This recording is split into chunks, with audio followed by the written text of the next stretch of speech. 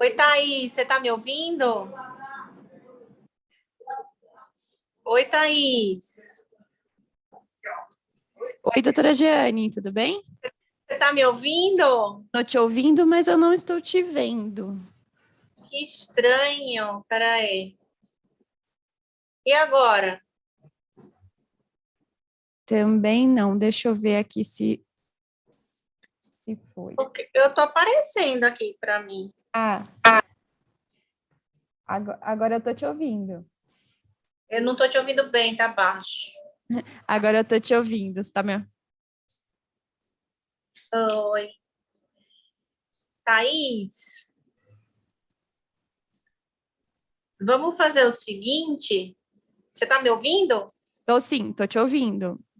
Vamos fazer o seguinte. Claro, À medida que as perguntas forem aparecendo, aí você pode me interrompendo, tá bom? combinado. Então tá bom. Então vamos lá, acho que a gente já pode começar, né? Sim, podemos começar. Bom dia a todos. Eu sou a doutora Giane Oiticica. Eu estou hoje aqui direto do Hospital das Clínicas da Faculdade de Medicina da USP. E hoje nós vamos falar um pouquinho sobre a arte de tratar o incômodo do zumbido e das repercussões do zumbido com medicamento. A pílula 10 do GAPS, que é o grupo de apoio a pacientes com zumbido. Então, assim, uma das estratégias que o otorrinolaringologista pode usar ou lançar a mão para tratar um paciente com zumbido são os fármacos, são as drogas, né? E isso é uma arte muito, vamos dizer assim, peculiar. Por quê? Porque cada paciente vai ter um perfil ou dados na sua história clínica que vão guiar o médico para a escolha de um ou outro fármaco. Na verdade, esses fármacos para o zumbido, eles são, na sua maioria, grande maioria, off-label. É claro que a gente tem um ou outro fármaco que na bula está lá. Este medicamento destina-se ao tratamento de zumbido, né? Por exemplo, drogas do tipo alguns vasodilatadores, algumas drogas estaminérgicas. Então, existem sim fármacos que são para tratar zumbido. Mas, na sua maioria, o otorrino ele acaba lidando com outros tipos de fármacos, né? E a gente faz isso não da cabeça da gente, a gente faz isso baseado na literatura, né? Então, a literatura, já de muitos anos, de 20, 30, 40 anos, vem tentando, né, diversos medicamentos para o zumbido. Só que, como todo mundo sabe, o zumbido é um sintoma, né? Ele não é uma doença em si, ele é um sintoma. E que, na maioria das vezes, no mesmo paciente, você tem 2, 3 fatores, às vezes mais, que se somam dando aquele sintoma, né? Então, a gente vai ter que ponderar. Às vezes, o medicamento que a gente usa é para tratar a causa do zumbido ou uma das causas do zumbido. Mas, às vezes, aquela causa que o paciente tem não tem tratamento, né? Ou já foi tratado e o paciente ficou com a sequela, vamos dizer assim, tá? Nesses casos, a gente usa fármacos ou drogas para tratar as repercussões do zumbido. E que repercussões seriam essas? Bom, existem algumas principais repercussões na literatura e na clínica, de modo geral, que a gente vê. Por exemplo, muitas vezes o paciente com zumbido se queixa do sono, se queixa que ele tem insônia, ou que ele não consegue entrar no sono por causa do zumbido, ou que ele desperta na madrugada por causa do zumbido, né? Então, tem uma insônia inicial ou uma insônia tardia, ou que se ele desperta muito cedo, ele não consegue voltar a cochilar e dormir, porque o zumbido não deixa, né? Então, tudo isso o médico precisa analisar na história para escolher que droga que ele vai usar. A gente, nesse caso, não está usando uma droga necessariamente para tratar o zumbido, mas para tratar as repercussões do zumbido. E com isso o zumbido acaba diminuindo, né? Por quê? Porque o zumbido ele está no cérebro, é o tamanho dele no cérebro, é a percepção dele no cérebro. Então, quanto mais ele é percebido, pior ele fica. Quanto menos percebido, melhor ele fica, né? Então, é um jeito indireto que a gente tem de tratar zumbido. Alguns pacientes com zumbido, por exemplo, eles têm sintomas de ansiedade, de depressão, de oscilação do humor ou irritabilidade, sintomas emocionais, né? E aí a gente pode sim lançar a mão, mesmo que não seja feito um diagnóstico formal, vamos dizer assim, de transtorno de ansiedade, de transtorno de pânico, ou de transtorno depressivo, ou de transtorno de humor, ou de distimia, mesmo que não seja feito um diagnóstico formal, a gente pode lançar a mão dessas drogas. Isso está na bula da droga? Não, não está na bula que aquilo aí é para zumbido. Mas o médico está raciocinando baseado no conteúdo de história clínica do paciente e fazendo a abordagem adequada para diminuir essa percepção, né? Para diminuir esse tamanho, né? Para diminuir o foco que o cérebro está dando para aquele sintoma e, com isso, diminuir o sintoma, tá? Às vezes, o paciente se queixa, por exemplo, que o problema é na concentração ou na memória, né? Olha, o zumbido me atrapalha, eu não consigo ler, eu não consigo escrever.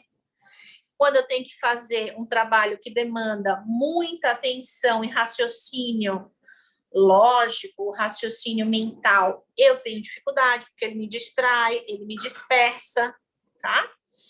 Então, nesses casos, a gente também tem medicamento específico para isso, certo? Às vezes, o problema é um problema vascular, né? Olha, aquele paciente ali, ele tem alterações nos vasos, nas artérias, na circulação, o sangue não circula bem, e por não circular bem, o paciente acaba tendo áreas, vamos dizer assim, de isquemia, ou áreas em que existe ali uma redução do fluxo sanguíneo, né? E aí, nesse caso, surge o sintoma. E aí a gente trata a causa com medicamento específico para isso, né? Então, para cada situação, a gente tem como caminho ou como opção, ou pode ter como caminho opção, a farmacoterapia, né? E aí existem zilhões de fármacos que já foram testados, alguns com sucesso, outros não, né? E aí a questão do fármaco ter sucesso ou não quer dizer que ele vai ter sucesso para todos os pacientes com zumbido, nem para todos os pacientes. Alguém fez uma pergunta aqui. Isso que eu ia perguntar. Como saber se eu tenho isquemia? Então, o médico vai saber se você tem isquemia, porque existe uma história típica de isquemia, né? Então, assim, na hora que ele conversa com você, ele vai saber. Então, são aqueles pacientes que têm pressão alta, são aqueles pacientes que têm arritmia, são aqueles pacientes que têm problema do coração, né? São os pacientes com mais idade. Em geral, eles tomam mais medicamentos, né? Por exemplo, é muito difícil, é mais raro a gente ver isquemia em pacientes jovens, tá? A gente costuma ver mais em idosos, porque o sistema vai envelhecendo, os vasos vão ficando rígidos, né?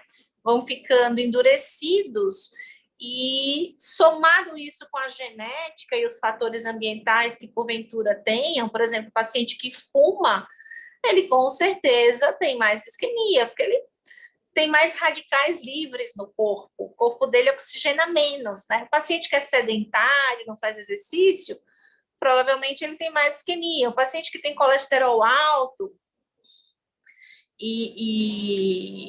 por exemplo, né? Ele também tem um sangue mais grosso, um sangue mais pesado, um sangue que flui menos, né? De modo geral, as situações inflamatórias, né, também podem deixar o sangue mais grosso, algumas doenças autoimunes. Então, assim, existem dados que na história vão fazer o médico raciocinar e pensar nisso, né? Então, isso a gente vê caso a caso. Oi? Tem mais uma pergunta aqui no grupo do WhatsApp, do Alvanir. Ele falou, fiz tratamento com a doutora, mas ainda continuo com um zumbido muito forte. Eu faço uso para dormir de... A Vani, ela é Avanir, uma isso, senhora. perdão. Eu lembro da história dela. Tudo bem, Avani? Faço uso de clonazepam 2 mg, um comprimido à noite. Tenho pressão alta, diabetes, tive Covid no começo do ano. E aí fiquei com um barulho horrível na cabeça. O Covid, a gente tem visto muito, né? Pós-Covid e pós-vacina de Covid, casos em que o zumbido piora, tá? Ou que o zumbido aparece. Isso pode acontecer mesmo, né? Por quê? Porque a doença é tromboembólica, né? É uma doença vascular, é uma doença em que os vasos entopem, né? É uma doença isquêmica, inflamatória, né? Então, tudo isso pode fazer piorar o zumbido. Aí, nesse caso, Avani, a gente precisa reavaliar, né, a situação toda, os exames, refazer, ver como você está. Ai, meu Deus, aqui a bateria está fraca. E atuar adequadamente, fazer aí as correções que precisam ser feitas, tá? A gente deve ter deixado para você um contato, e como você está no grupo, você também pode entrar em contato com a Thaís, a gente pode remarcar, tá bom? Para a gente rever você, para entender o que aconteceu e dar andamento. Às vezes pode acontecer isso, né?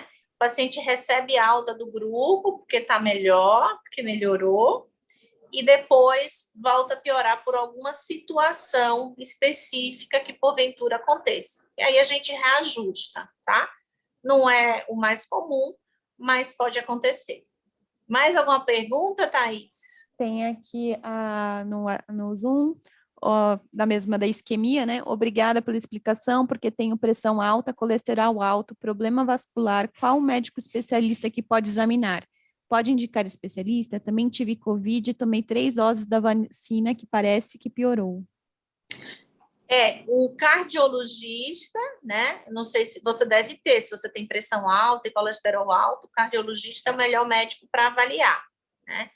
Agora, pós-Covid, o pessoal que faz infectologia, pneumologia, é um pessoal que está mais por dentro dessa coisa das sequelas do Covid. Existem medicamentos, né, que a gente usa, é claro que a ciência leva anos para respaldar um determinado tipo de tratamento, mas existem drogas que a gente usa pós-Covid, né, vitaminas, etc., minerais, etc., para tentar recuperar todo aquele estrago que foi feito nos tecidos do organismo, né, que acabam sofrendo. Então, às vezes, você tem perda de olfato, por exemplo, ou pode ter piora do zumbido, né, muitas vezes acometimento de nervos, né, neurônios, e aí a gente vai tentar vamos dizer assim, dar um substrato para reparo dessas estruturas que foram danificadas, né?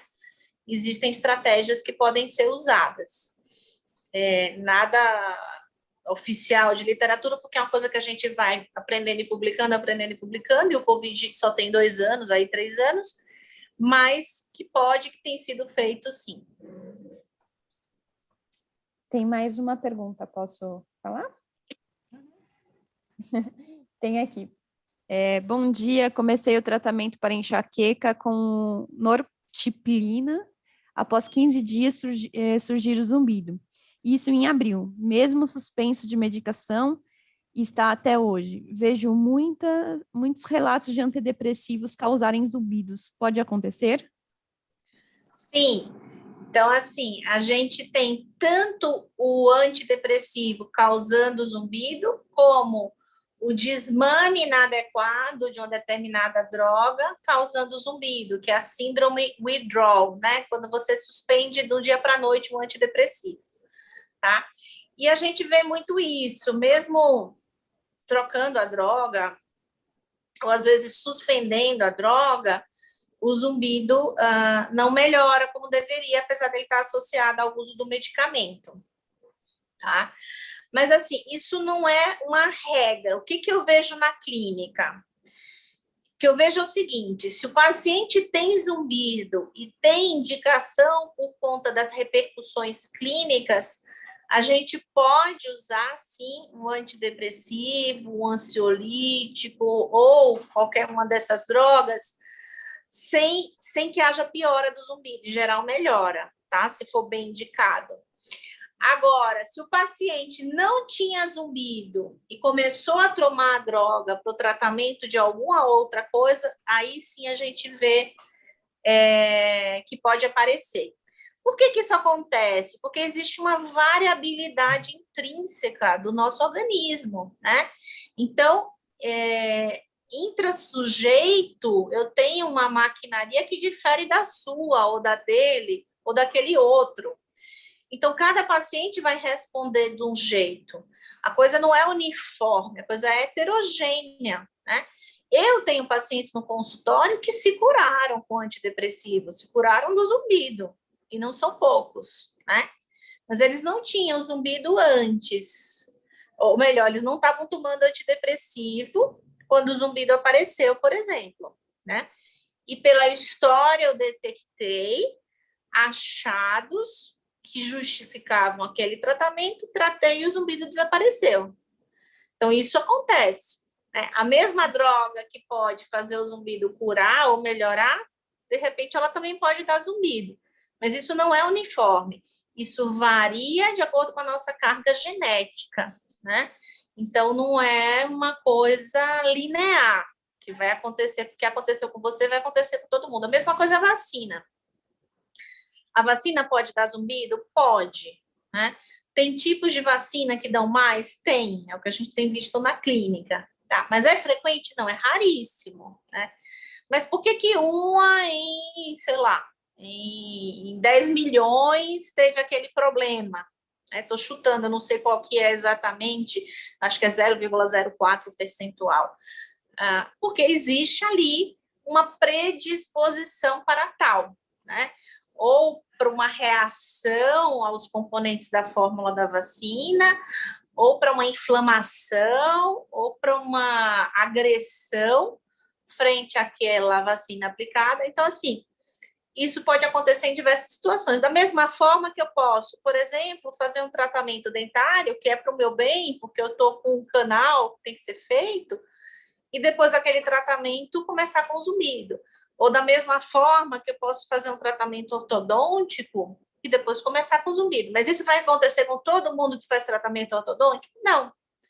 Depende de uma somatória de fatores. É isso que eu vejo nos pacientes. O zumbido, ele é resultado de uma somatória. São 2, 3, 4 coisas que se somam dando sintoma. Não é uma coisa única.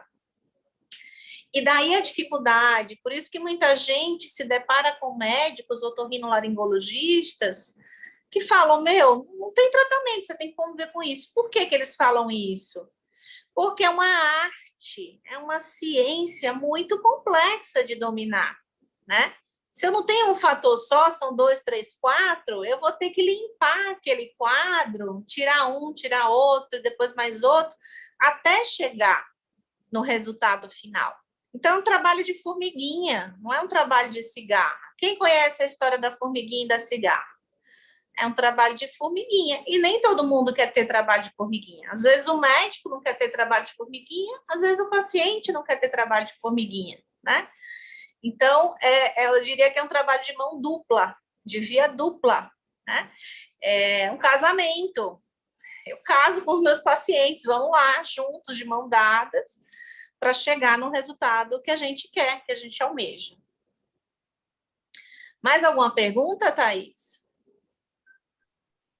Tem mais uma pergunta aqui do Sandro. Bom dia a todos, estou ingressando no grupo há pouco tempo, realizo audiometria anualmente e sempre acusando perda auditiva. A primeira audiometria foi realizada em 2019. Qual seria a indicação? Desculpa, Sandro, indicação da audiometria ou indicação de tratamento? Não entendi. Bom, primeiro a gente precisa saber se você é jovem, qual a tua idade, se você não é, por que está tendo essa perda auditiva. Tem outros casos na família com perda auditiva, tem pai, mãe, irmão, tem fator genético, trabalha com ruído, né? Usa fone de ouvido muito alto. Então, o médico é um quebra-cabeça, ele vai somando aquelas pecinhas para fazer um diagnóstico, né? Então, precisa entender, primeiro, se você tem perda há muito tempo, como é que é essa perda, ela está evoluindo, é em graves, é em agudo, é condutiva, é neurosensorial. Então, assim, ele responde... São muitos fatores, né, doutora? Ele respondeu aqui tratamento, que ele gostaria de saber a indicação de tratamento, e ele tem 46 anos. Ah, tá. Então, geralmente, o paciente que tem zumbido associado à perda auditiva, a gente vai investigar exatamente de onde veio aquela perda auditiva e vai tratar adequadamente. Por exemplo, eu tenho pacientes aqui no Hospital das Clínicas que o zumbido era por perda auditiva, mas ele tinha uma doença chamada otosclerose. E o tratamento dele foi com cirurgia. Ele operou e o zumbido resolveu, melhorou, tá? Tem até depoimento dele lá no Instagram. Então, assim, tem casos de perda auditiva que o tratamento é cirúrgico. Tem casos de perda auditiva que o tratamento é aparelho de amplificação sonora. Mas, independente de ser aparelho ou cirurgia, a gente precisa entender de onde veio aquela perda auditiva, né? Porque, às vezes, você precisa acompanhar, tratar ou entrar com algum medicamento, por exemplo, se for uma perda imunomediada, se for, por exemplo, uma situação que a gente chama de doença de Meniere, se for uma hidrópsia. Então, às vezes, até dieta, de repente, né? Então, a gente precisa entender de onde veio aquilo, né? É hereditário, é alimentar, é autoimune, é ossificação da cadeia. Precisa entender, fazer um bom diagnóstico e aí indicar o tratamento, né? Tratamento caso a caso. O Rodrigo está falando que tem autoesclerose, frequentou o grupo. Eu não consegui ler o resto, Thaís. Pergunta existem pesquisas com células-tronco e saindo novidades para a recuperação das células na cóclea? Olha, células-tronco, nos estudos experimentais da orelha interna, não se mostraram uma estratégia efetiva, robusta, tá? Então, não se partiu aí, não que eu saiba, para os estudos em humanos. Mas a terapia gênica, que agora a gente consegue falar com mais intimidade, porque ela está em algumas vacinas, né? Tem algumas vacinas que são feitas com terapia gênica, com RNA mensageiro, né? Então, a terapia gênica, sim. O que é a terapia gênica? É você modular aquela célula para que ela se regenere. A célula, ela tem vassourinhas, tesourinhas, ela tem instrumentos dentro dela. Então, os cientistas estão, através de terapia gênica, tentando interferir na expressão das células para recuperar a audição, tá? Existem alguns laboratórios, como a Novartis, a Genvec, entre outros, que têm testado esse tipo de estratégia para fazer com que o ouvido se regenere, tá? Mas isso ainda não está disponível no mercado para tratamento dos pacientes. Isso ainda está em fase de pesquisa, fase 2, fase 3, né? Então, são estudos que estão em andamento. Eu acho que para o futuro a gente vai ter aí algumas novidades, né? Mas é uma coisa que leva tempo mesmo. Então, não com células-tronco, sim com terapia gênica.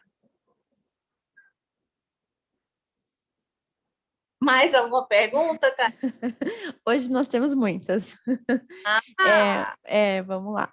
Eu tenho aqui, bom dia, como funciona o tratamento para pessoas que têm zumbido ocasionado por sequelas de agressão física e uso de drogas? Tenho 40 anos, percebo o zumbido há uns 7 anos.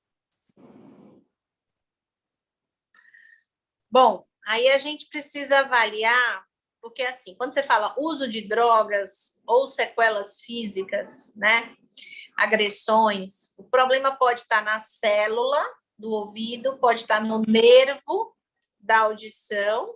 Você está me vendo? Bom, no nervo da audição, pode estar no cérebro, né? Então, primeira coisa que o otorrino precisa fazer é um diagnóstico topográfico, geográfico, aonde está localizado o problema. É no cérebro? É no cerebelo? É no nervo? É no ouvido? Né? E aí, então, a gente vai direcionar o tratamento de acordo, né? Quanto mais alto o problema, mais complexo o tratamento. Então, por exemplo, eu tenho pacientes que foram operados de tumor cerebral, meningioma, vamos dizer. Né? Então, são pacientes sequelados, são pacientes que têm lesão, por exemplo, no cerebelo. O cerebelo é uma estrutura muito importante na geração do zumbido, tá? Então, quando o paciente tem sequela cerebral e sequela no cerebelo, às vezes o tratamento é bem mais lento e demorado do que o habitual, né? E aí a gente tem que trabalhar com a coisa que chama de plasticidade, né? Eu vou dar um exemplo, é como se você tivesse sofrido um acidente de carro e lesado a medula e ficado sem o movimento das pernas e dos braços, né? Então, você tem que trabalhar aí em termos de reabilitação, e isso nem sempre é fácil.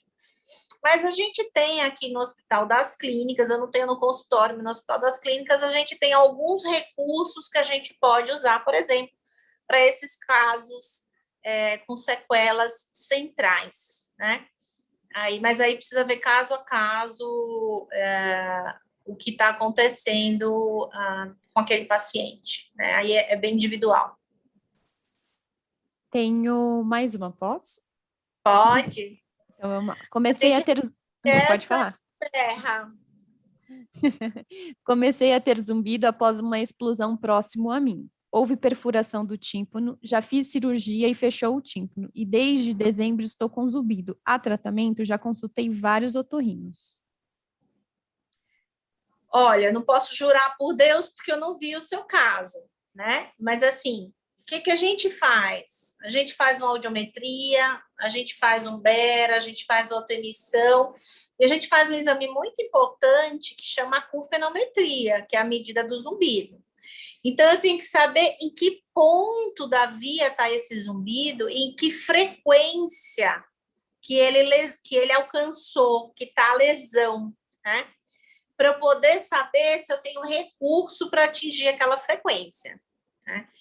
Mas, assim, a depender do pitch, da frequência do zumbido, o quanto fino ele é, o quanto grosso ele é, eu posso ter tratamento, sim, tá? E vai depender justamente dessa medida e desses outros exames que eu falei para eu poder saber exatamente o local da lesão e, vamos dizer assim, prever o tipo de estratégia que eu vou usar caso a caso. Tenho mais uma, posso? Tá. Eu tive 2 AVCs isquímico. Esses zumbidos veio de manifestar agora. Pode ser uma sequela? Isso foi em 2011 e 2012. Sim, pode ser uma sequela, e aí se enquadra nesses casos que eu falei agora há pouco, né? E aí tem tratamento, quer dizer, tem tratamento. A gente usa algumas estratégias aqui no Hospital das Clínicas, porque a gente tem parcerias com universidades de fora e com recursos em termos de neuroplasticidade, né? Eu não posso garantir que você vai responder, mas a gente tem alguns pacientes aqui sequelados que respondem sim, tá? Então, existe estratégia de tratamento. A gente tem o que fazer, né? Vamos dizer assim, tem o que fazer. Tem mais uma pergunta aqui. Fiz tratamento com a doutora no HC, nunca houve melhora significativa. Porém, nos últimos 7 meses, o libido aumento, já que não suporto mais. O que fazer? Ricardo Alegro. Oi, Ricardo, eu lembro de você. Tudo bem por aí? Como é que você está? Então, eu lembro que a gente fez várias estratégias, né? Inclusive em termos de aparelho auditivo, em termos de farmacoterapia. E da última vez, eu lembro na sua história que a gente prescreveu um medicamento e eu acho que você não quis tomar. Então, assim, eu não sei, né? Na verdade, assim, nem todos os pacientes que a gente trata, eles aceitam a estratégia terapêutica, né? Ou querem tomar aquele medicamento. Ah, doutora, eu não quero tomar isso porque está na bula que isso é para epilepsia. Eu não quero tomar remédio para epilepsia. Ah, doutora, eu não quero tomar isso porque isso está na bula que é um remédio para psicose ou para esquizofrenia, né?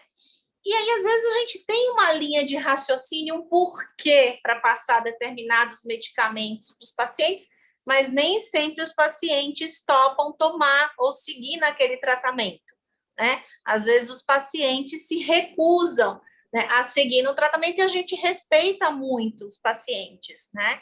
A gente não obriga ninguém a seguir uma determinada linha de tratamento, tá? Então, é isso, é aquilo que eu falei no começo, é uma via de mão dupla. O médico está de mão dada com o paciente, mas o remo, o barco e a âncora, o capitão do navio é o paciente. O paciente é que vai resolver se vai ou não seguir as recomendações médicas. Olha, tem que fazer exercício, olha, tem que fazer dieta, olha, tem que tomar isso. Mas às vezes a pessoa não quer, ou não está afim, ou não vê sentido naquilo. Então, tem que fazer sentido não só para o médico, mas principalmente para o paciente, né? E aí é com a mão dada e nessa dupla que a gente consegue chegar, tá bom? Então era isso, Thaís, eu fico por aqui, até a próxima live, um beijo para vocês, obrigada por terem assistido. Obrigada a você, doutora.